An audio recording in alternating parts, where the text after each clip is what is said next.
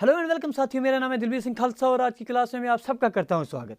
साथियों, आज की क्लास में एमसीक्यूज करेंगे on the topic of statistics.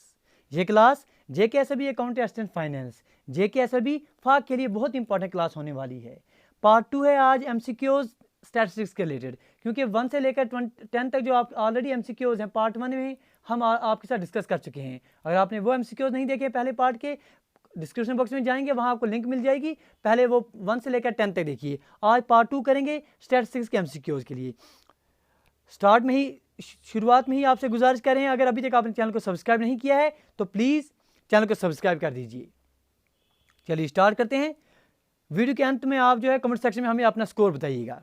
चलिए क्वेश्चन नंबर 11 पूछा जा रहा है, a graph of frequency distribution is known as. ठीक है जी, फ्रीक्वेंसी डिस्ट्रीब्यूशन आप जो बना रहे हैं उसका जो आपके पास ग्राफ बन के आता है, उस ग्राफ को आप क्या कहते हैं? फ्रीक्वेंसी ट्रायंगल कहेंगे, फ्रीक्वेंसी पॉलीगन कहेंगे, फ्रीक्वेंसी हेक्सागन कहेंगे, या नन ऑफ दीज? तो बहुत ही बेसिक सवाल है, तो आपको पता होनी चाहिए कि अगर आपके पास ग्राफ बन रहा है फ्रीक्वेंसी डिस्ट्रीब्यूशन का, तो उस ग्राफ को आप हमेशा फ्रीक्वेंसी पॉलीगन कहते हैं। क्वेश्चन नंबर 12 आपके स्क्रीन के ऊपर इस तरह से है, the curve obtained by using cumulative frequencies. ठीक है जी, वो कर्व जो हम हासिल करेंगे जब हम क्यूमुलेटिव फ्रीक्वेंसी के उपयोग करेंगे तो उस कर्व को आप क्या कहेंगे? क्या वो आपके पास प्लॉटिंग कर्व आ जाएगा, क्या वो ओरिवा आ जाएगा, क्या वो आपके पास ओजाइव आ जाएगा, या नन ऑफ दीज? ठीक है जी, क्यूमुलेटिव फ्रीक्वेंसी कंसेप्ट तो आप अच्छे से जानते हैं कि फॉर एग्जाम्पल आपके पास कोई क्लास दी गई है 1 से लेकर 10 तक, इसकी अगर फ्रीक्वेंसी 5 आ रही है, ठीक है, जिसकी क्यूमुलेटिव फ्रीक्वेंसी 5 आ जाएगी।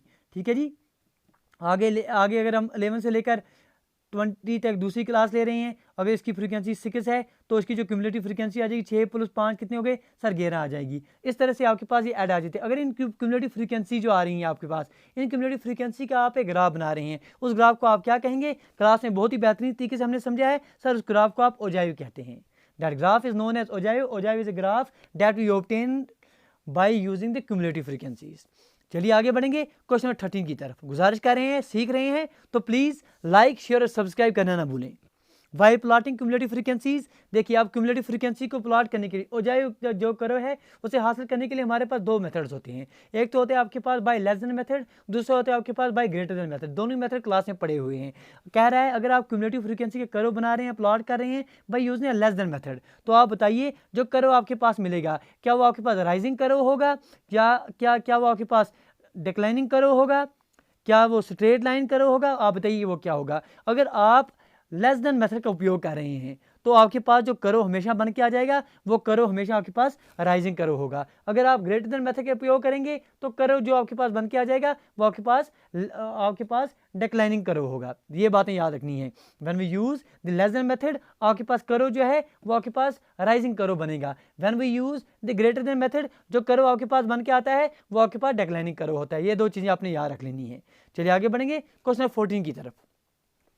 क्वेश्चन 14 में पूछा जा रहा है, which are following is that value of the given number of observations which divide it into exactly 2 parts. देखिए क्वेश्चन का मतलब ये है कि आपके पास कुछ ऑब्जर्वेशंस हैं, ठीक है जी, आपने बतानी है कि दिए हुए कुछ ऑप्शन जो हैं इनमें से कौन सी ऐसी वैल्यू है जो इन ऑब्जर्वेशंस को जो है बराबर एग्जैक्टली 2 पार्ट्स में डिवाइड करती है। फॉर एग्जांपल आपके पास कुछ ऑब्जर्वेशंस इन असेंडिंग ऑर्डर या डिसेंडिंग ऑर्डर में हम ले रहे हैं, या आपने ले लिया 5, 6, 7, 8, 9, 10 और 11। ठीक है जी, ये हमने ऑब्जर्वेशन ले ली। कोई एक आपने बतानी है कि इनमें से कौन सी ऐसी ऑब्जर्वेशन है जो इस टोटल नंबर ऑफ ऑब्जर्वेशन के बराबर एग्जैक्टली 2 पार्ट्स में डिवाइड करेगी। तो कौन करेगी सर? ये 3 इधर हो गए, 3 इधर हो गए, बीच में ये 8 रह रहा है, तो ये 8 क्या आ रहा है इसका? क्या ये इसका मीन है, क्या ये मोड है, क्या मीडियन है? सर हम जनरली पढ़ते हैं कि मीडियन जो है आपके पास हमेशा मिडिल टर्म आती है, तो इसका करेक्ट आंसर क्या आ जाएगा सर? वो मीडियन है। मीडियन ही आपके पास ऐसी वाली होती है गिवन नंबर ऑफ ऑब्जर्वेशन की जो डिवाइड करता है इसको इनटू एग्जैक्टली 2 पार्ट्स। ठीक है जी, तो निकालने का तरीका भी बहुत अच्छे तरह हम क्लास में समझ चुके हैं। क्वेश्चन 15 पूछा क्या जा रहा है कि बताया जा रहा है इन्हें गिवन डेटा, आपके पास कोई डेटा दिया गया है, नंबर ऑफ ऑब्जर्वेशन, जो टोटल नंबर ऑफ ऑब्जर्वेशन है वो 12 है, 12 नंबर ऑफ ऑब्जर्वेशन है।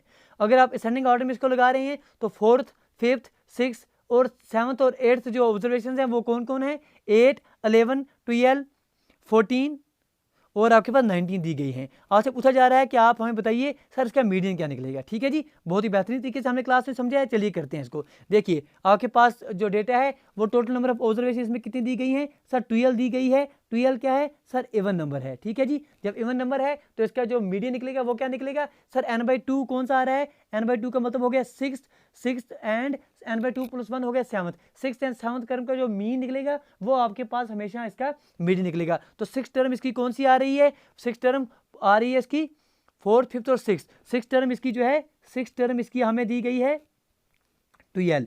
7th टर्म जो इसकी दी गई है आपके डेटा में वो आपके पास दी गई है 14। तो इन दोनों का जो है, इन दोनों का अगर आप मीन देखेंगे, इन दोनों का एवरेज क्या निकलेगा सर, 12 + 14 / 2 आप करेंगे वो कितना हो गया सर, 26 / 2। और 26 / 2 कितना होता है सर, 13 जो है इसका आंसर आ जाएगा। 13 जो है इसकी क्या आ जाएगी, इसका 13 आपके पास मीडियन आ जाएगा। तो यही पूछा जा रहा था कि आपके पास n नंबर ऑफ जो ऑब्जर्वेशन है n की वैल्यू 12 दी गई है। यहाँ से पता चल गया कि n इवन है, तो जो आपके पास मीडियन निकलेगा वो कितना निकलेगा sir, 6th term + 7th term, इन दोनों का जो मीन निकलेगा वो आपके पास मीडियन कहलाएगा। 6th टर्म यहाँ पर आपके पास कितनी दी गई थी सर, 12 दी गई थी। ये 4th टर्म थी, ये 5th टर्म थी, ये 6th टर्म आपके पास 12 दी गई थी। और जो आपके पास 7th टर्म थी वो 14 दी गई थी। 12 + 14 आपने किया तो आपके पास 26 आ गया। 26 / 2 करेंगे तो 13 जो है इसका आपके पास मीडियन बन के आ जाएगा। अगर आपके पास n जो है, n की वैल्यू अगर आप फॉर एग्जाम्पल अब n की वैल्यू 13 दी होती तो हमेशा जो है आपके पास कौन सी आती सर, जो बीच वाली वैल्यू है। क्योंकि अगर आप 13 लेते तो 6 एक तरफ जाते, 6 एक तरफ जाते, जो बीच वाला 7वीं टर्म है, 7th टर्म जो है वो आपके पास मीडियन आ जाए। 7th टर्म कौन सी थी तब यहाँ पर, तो 7th टर्म यहाँ पर आपके पास 14 आ जाती, तो 14 आपके पास आंसर बन के आ जाता। ये आपने क्लास में पढ़ा है कि अगर n जो है, अगर नंबर ऑफ ऑब्जर्वेशन ऑड है तो आप सीधा लेंगे जो बीच वाली टर्म है वही आपके पास मीडियन कहलाएगी। लेकिन अगर आप n जो है नंबर ऑफ ऑब्जर्वेशन इवन है तो जो बीच में दो टर्म्स आ रही हैं, that is n/2 term + n/2 + 1 term, इन दोनों का मीन लेंगे वो आपके पास मीडियन कहलाएगा। अगर प्रॉब्लम हो रही है तो डिस्क्रिप्शन बॉक्स जाएंगे, वहाँ आपने मीन मीडियन के अच्छे बहुत बेहतरीन सवाल किए हैं, वहाँ सीखेंगे।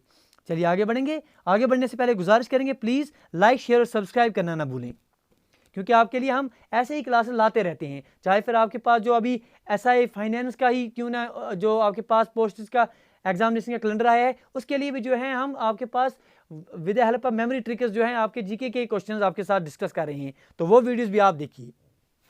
क्वेश्चन नंबर 16 पूछा जा रहा है the relation between mean, median and mode. ठीक है, ये मीन क्या है सर, एवरेज वैल्यू आ रही है इनकी। मीडियन क्या है सर, बीच वाली टर्म आ रही है। मोड क्या है, जो सबसे ज़्यादा, जिसकी फ्रीक्वेंसी सबसे ज़्यादा होगी उसको आप मोड कहेंगे। इन तीनों में रिलेशन इन जनरल क्या आता है आपके पास, क्या है, मीन जो है 3 टाइम्स मोड - 2 टाइम मीडियन आता है। Mode is equal to 3 times median - 2 time mean. Mode is equal to 3 times mean - 2 time median. In general अगर आपको पता होगा तो हमारे पास रिलेशन आती है सर, मोड जो है, मोड हमेशा आपके पास किसके बराबर होता है, 3 टाइम्स मीन। मोड आपके पास हमेशा कितना होता है, 3 टाइम्स मीडियन - 2 टाइम्स मीन। तो ये आपके पास कौन सा ऑप्शन में दिया गया है, बिल्कुल सर ऑप्शन नंबर बी, यही बात दी गई है कि mode is equal to 3 times median - 2 time mean. तो ये करेक्ट आंसर आपके पास बन के आ जाएगा। क्वेश्चन नंबर 17 पूछा जा रहा है the classification of data according to 2 level attribute. उसे आप क्या कहेंगे, अगर 2 लेवल एट्रीब्यूट्स के माध्यम से आप डेटा को क्लासीफाई कर रहे हैं तो उस क्लासिफिकेशन को आप क्या कहेंगे, क्या आप उसे डाइकोटोमी कहेंगे, क्या आप पार्टीशन कहेंगे, क्या डेटा एट्रीब्यूट्स कहेंगे, नन ऑफ दीज। तो करेक्ट आंसर क्या आ जाएगा, dichotomy, that is option number A जो है इसका करेक्ट आंसर बन के आ जाएगा। क्वेश्चन नंबर 18 पूछा जा रहा है the number of attributes forming a class. आप अगर कोई भी क्लास है, क्लास में जो नंबर ऑफ एट्रीब्यूट्स हैं, जो जितने एट्रीब्यूट्स की वो क्लास बनी है उसको आप क्या कहेंगे, number of attributes forming a class, उसको आप क्या कहेंगे, क्या आप उसे क्लास फ्रीक्वेंसी कहेंगे सर? क्लास फ्रीक्वेंसी तो नहीं कहेंगे, क्योंकि क्लास फ्रीक्वेंसी का मतलब हो गया number of observation belonging to the class. ये आपके पास फ्रीक्वेंसी की डिफिनेशन आ रही है। क्लास साइज आ रहा है, नहीं सर क्लास साइज इसको नहीं कहते, क्लास ऑर्डर सर, बिल्कुल क्लास ऑर्डर हम इसको जो है कहते हैं कि number of attributes forming a class जो है उसको आप क्लास ऑर्डर कहते हैं। फॉर एग्जांपल अगर आपके पास एक क्लास है AB, ठीक है, तो इसका ऑर्डर कितना आ जाएगा सर? इसका ऑर्डर 2 आ जाएगा। That is number of attribute इसमें कितने हैं सर? 2 हैं, तो इसका जो ऑर्डर है वो 2 है। अगर कोई आपके पास क्लास है सर A बीटा C, ये एक क्लास है, इसमें नंबर ऑफ एट्रीब्यूट्स 3 हैं, तो इसका ऑर्डर जो है वो 3 आ जाएगा। तो ये बात आपने याद रखनी है कि number of attributes forming a class is known as class order. इसके बरकत आपने ये बात भी याद रख दीजिए कि number of observation belonging to the class is known as class frequency. चलिए आगे बढ़ेंगे क्वेश्चन 19 की तरफ। ठीक है जी, क्वेश्चन 19 में दो चीज़ें हमें दी गई हैं, दो एग्जाम्पलें दी गई हैं। पहले बोला गया है वैक्सीनेशन और अटैक ऑफ डिजीज़, दूसरा बोला गया है एजुकेशन एंड इग्नोरेंस। ये दो एग्जाम्पल हैं, ये किसकी एग्जाम्पल्स हैं, ये आपसे पूछा गया है। नंबर ए, आप बताइए क्या ये नेगेटिव एसोसिएशन की एग्जाम्पल है, नंबर बी क्या ये पॉजिटिव एसोसिएशन की एग्जाम्पल है, नंबर सी क्या ये इंडिपेंडेंट एट्रीब्यूट्स की एग्जाम्पल है। देखिए एट्रीब्यूट्स में हमने दो तरह के रिलेशन पढ़े थे। एक तो आपका आ सकता था कि एट्रीब्यूट में कोई भी रिलेशन नहीं आ रहा है सर, आपके पास इंडिपेंडेंट एट्रीब्यूट्स आ रहे हैं। जैसे आपके पास एग्जांपल सर जेंडर और सक्सेस, इसके साथ कोई भी आपस में रिलेशन नहीं आ रहा है। इंटेलिजेंस एंड ब्यूटी, सर इनके बीच में आप कोई रिलेशन नहीं आ रहा है, तो ये जो है ये इंडिपेंडेंट एट्रीब्यूट्स हैं। इसके बरकस कुछ एट्रीब्यूट्स होते हैं जिनमें आपस में कोई संबंध होता है, तो वही संबंध जो है दो तरह के हो सकता है, या तो नेगेटिव एसोसिएशन हो सकती है या तो पॉजिटिव एसोसिएशन हो सकती है। सर नेगेटिव एसोसिएशन का मतलब क्या है? नेगेटिव एसोसिएशन का मतलब ये है when the presence of N attribute is associated with absence of other, मतलब अगर एक एट्रीब्यूट प्रेजेंट होगा तो दूसरा एब्सेंट होगा, ये आप कहेंगे नेगेटिव एसोसिएशन है। इसके बरकस अगर दोनों के दो एट्रीब्यूट जो हैं या तो एक साथ प्रेजेंट होंगे या एक साथ एब्सेंट होंगे, तो तब जो एसोसिएशन बन के आ जाएगी उसे आप पॉजिटिव एसोसिएशन कहेंगे। अब देखते हैं पूछा क्या गया है, vaccination and attack of disease. अगर आपने वैक्सीनेशन की होगी तो अटैक ऑफ डिजीज का चांसेस कम हो जाते हैं, तो ये जो हैं ये एक साथ नहीं हो सकते। अगर वैक्सीनेशन होगी तो अटैक ऑफ डिजीज नहीं हो। फॉर एग्जाम्पल अगर आपने कोविड का जो है वैक्सीन लिया हुआ है तो आपको बताया जाता है कि इसके अटैक होने के चांसेस कम है आपके पास, तो वैक्सीनेशन अगर आपने ली है तो अटैक ऑफ डिजीज के चांसेस कम हैं। तो अगर ये एट्रीब्यूट होगा तो ये नहीं होगा, अगर ये होगा तो ये नहीं होगा। इसी तरह से एजुकेशन अगर आपके पास है तो आप इग्नोरेंट नहीं होंगे। ठीक है जी, अगर आप इग्नोरेंट है तो ये मानेंगे आप एजुकेटेड नहीं है। तो अगर एक एट्रीब्यूट है तो दूसरा नहीं है, दूसरा है तो पहला नहीं है, तो ये किसकी कैटेगरी आ रही है सर? ये नेगेटिव एसोसिएशन आ रही है। जैसे हमने पढ़ा था one the presence of N attribute is associated with absence of other, अगर एक प्रेजेंट होगा तो दूसरा एब्सेंट होगा, तो ये नेगेटिव एसोसिएशन है। तो एग्जाम्पल ये किसका एग्जाम्पल आ रहे हैं? नेगेटिव एसोसिएशन की। पॉजिटिव एसोसिएशन क्या है? या दोनों एक साथ होंगे या दोनों एब्सेंट होंगे। फॉर एग्जाम्पल आपके पास इन जनरल में इलिटरेसी एंड पोवर्टी, ये एग्जांपल आ रही है आपकी किसकी? पॉजिटिव एसोसिएशन की।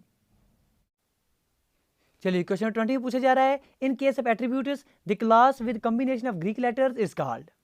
ठीक है जी, वो क्लास जिसमें सिर्फ ग्रीक लेटर्स होंगे उस क्लास को आप क्या कहेंगे? फॉर एग्जाम्पल आपके पास क्लास है अल्फा बीटा, सिर्फ इसमें दिए गए हैं, या दूसरी क्लास है आपके पास बीटा गामा अल्फा, ये क्लास दी गई है सिर्फ में जिसमें आपके पास सिर्फ ग्रीक लेटर्स हों, उस क्लास को क्या कहेंगे सर? उस क्लास को आप नेगेटिव क्लास कहते हैं। अगर सिर्फ आपके पास कैपिटल लेटर्स की क्लास है, जैसे ए बी या ए बी सी इनकी क्लास है, तो आप उसको पॉजिटिव क्लास कहते हैं। तो पॉजिटिव क्लास में सिर्फ आपके पास कैपिटल लेटर देखने को मिलते हैं, वाइल एज जो आपके पास नेगेटिव क्लास है वहाँ आपके पास सिर्फ ग्रीक लेटर देखने को मिलते हैं। Correct answer option number B.